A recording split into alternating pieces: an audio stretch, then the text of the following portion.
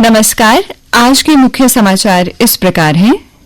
प्रयागराज ने फिर रचा इतिहास। मौनी अमावस्या स्नान पर्व पर संगम नगरी ने दुनिया के सबसे बड़े शहरों को भी जनसंख्या के मामले में लगातार दूसरे दिन भी पीछे छोड़ दिया है। बुधवार को यहां 8 करोड़ से अधिक श्रद्धालुओं ने पवित्र स्नान किया। इस वजह से ये न केवल दुनिया का सबसे बड़ा शहर बना, बल्कि इसकी जनसंख्या कई देशों से अधिक रही। बुधवार को ये संख्या 6 करोड़ के पार रही। बता दें, कुंभ में स्नान करने के लिए जाने वाले श्रद्धालुओं की बढ़ती भीड़ को देखते हुए रेलवे ने श्री माता वैष्णो देवी कटरा रेलवे स्टेशन से प्रयागराज के लिए 2 और विशेष रेलगाड़ियां चलाने की घोषणा कर दी है।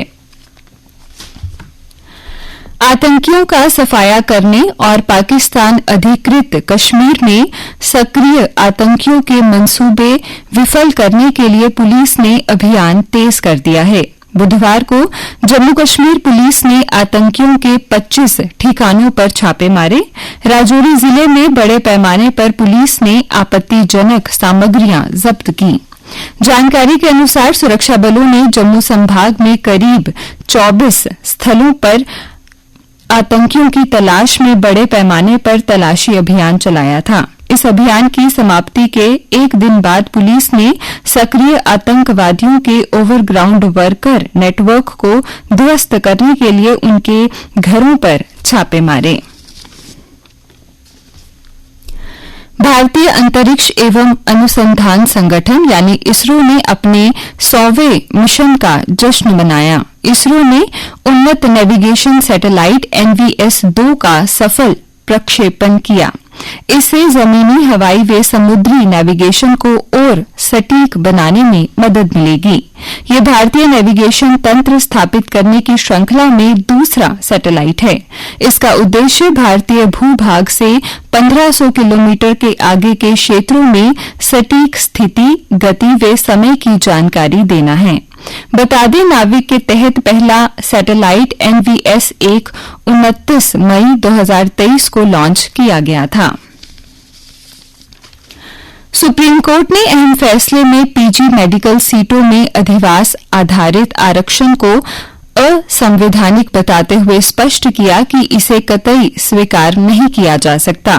पीठ ने स्पष्ट किया कि निर्णय पहले से दिए अधिवास आरक्षण को प्रभावित नहीं करेगा। जो छात्र PG कर रहे हैं और जो पहले से ही ऐसे अधिवास श्रेणी में उत्तीर्ण हैं, वे प्रभावित नहीं होंगे। अब जम्मू कश्मीर भी SNA स्पर्श के दायरे में। पहले चरण में इसके साथ 28 केंद्रीय योजनाएं जोड़ी जाएंगी। देश के विभिन्न राज्यों में यह व्यवस्था लागू हो चुकी है, लेकिन जम्मू कश्मीर में इसे अभी तक लागू नहीं किया गया है। इस योजना के लागू होने से केंद्र से मिले फंड के खर्च और समय पर इस्तेमाल की समुचित निगरानी रखी जा सकती है। इसके अलावा इस योजना के तहत एक ही खाता खोला जाएगा, जिसमें केंद्र और प्रदेश प्रशासन अपने अपने हिस्से का पैसा जमा करेंगे। अगर किसी योजना पर केंद्र द्वारा उपलब्ध कराया गया पैसा खर्च नहीं होता है, तो वे केंद्र को वापस चला जाएगा। SNA स्पर्श व्यवस्था के तहत केंद्र सरकार के मंत्रालय या विभाग को भी RBI में एक विशेष खाता खोलना होगा, जिसके जरिए फंड का वितरण किया जाएगा। राज्य सरकार अपने राज्य के लिए घोषित हर विशेष कार्यक्रम के लिए एक नोडल एजेंसी का गठन करेगी। जम्मू संभाग के जिला राजौरी में 17 लोगों की मौत के कारणों का पता लगाने को लेकर जारी जांच के बीच जल शक्ति विभाग ने एहतियात कदम उठाते हुए जम्मू और कश्मीर संभाग में झरनों, बावलियों के पानी की जांच शुरू कर दी है। जल शक्ति विभाग कश्मीर के अनुसार श्रीनगर व गांदरबल जिलों में करीब 40 झरनों, बावलियों के लिए गए सैंपल में से 37 का पानी दूषित पाया गया है। विभाग ने इन झरनों, बावलियों को मानव उपयोग के लिए अनुपयुक्त घोषित कर दिया है। राहत की बात यह है कि जम्मू संभाग के अब तक लिए गए सभी सैंपल ठीक पाए गए हैं। ब्रॉस बैंड और पाइपर बैंड की जुगलबंदी पर गूंजी देशभक्ति की धुन। बीटिंग द रिट्रीट के साथ गणतंत्र दिवस समारोह खत्म। एलजी मनोज सिन्हा ने परेड में शामिल कलाकारों टुकड़ियों को किया सम्मानित। महाकुंभ का आयोजन प्रदर्शित करती उत्तर प्रदेश की झांकी को इस वर्ष गणतंत्र दिवस परेड में पहला पुरस्कार मिला। वहीं जम्मू कश्मीर राइफल्स के दल को तीनों सेनाओं में सर्वश्रेष्ठ मार्चिंग टुकड़ी घोषित किया गया है। अब कुछ अन्य समाचारों के साथ मेरी सहयोगी नेहा। धन्यवाद महेश्वरी। मौनी अमावस्या के पावन अवसर पर हरि की पौड़ी तवी नदी के तट पर दिन भर श्रद्धालुओं का मेला लगा रहा। लोगों ने स्नान कर पूजा अर्चना की। ट्रेडर्स फेडरेशन कार्यालय बेयर हाउस में अध्यक्ष दीपक गुप्ता की अध्यक्षता में प्रोफेसर ललित मगोत्रा को सम्मानित किया। प्रोफेसर ललित मगोत्रा ने पद्मश्री पुरस्कार के लिए केंद्र का आभार व्यक्त किया। मुख्य सचिव अटल डुल्लू ने डिजिटल इंडिया भूमि अभिलेख आधुनिकीकरण कार्यक्रम के तहत जम्मू कश्मीर के राजसब गांवों के भूमि अभिलेखों के डिजिटलीकरण के निर्धारित समय सीमा के भीतर पूरा करने को कहा।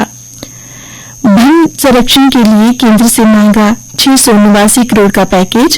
कैबिनेट मंत्री जावेद अहमद राणा ने केंद्रीय पर्यावरण मंत्री भूपेंद्र यादव के समक्ष रखी मांग। कंडी क्षेत्र में मिट्टी और जल संरक्षण के लिए 75 करोड़ रुपए जारी करने की भी मांग रखी। अब कुछ खेल समाचार।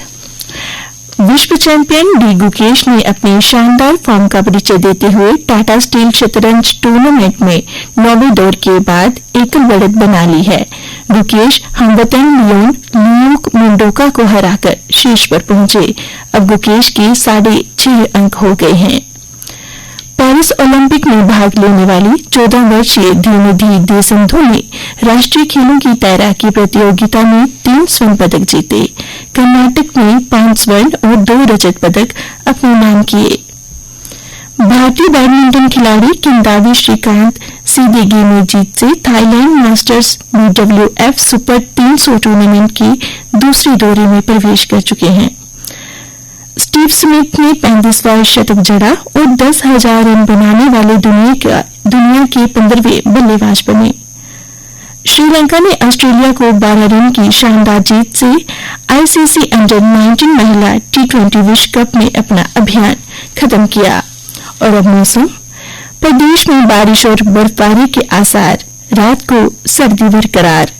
मौसम विज्ञान केंद्र के अनुसार प्रदेश के कुछ हिस्सों में मौसम के उतार चढ़ाव के बीच 5 फरवरी तक बारिश और बर्फबारी हो सकती है।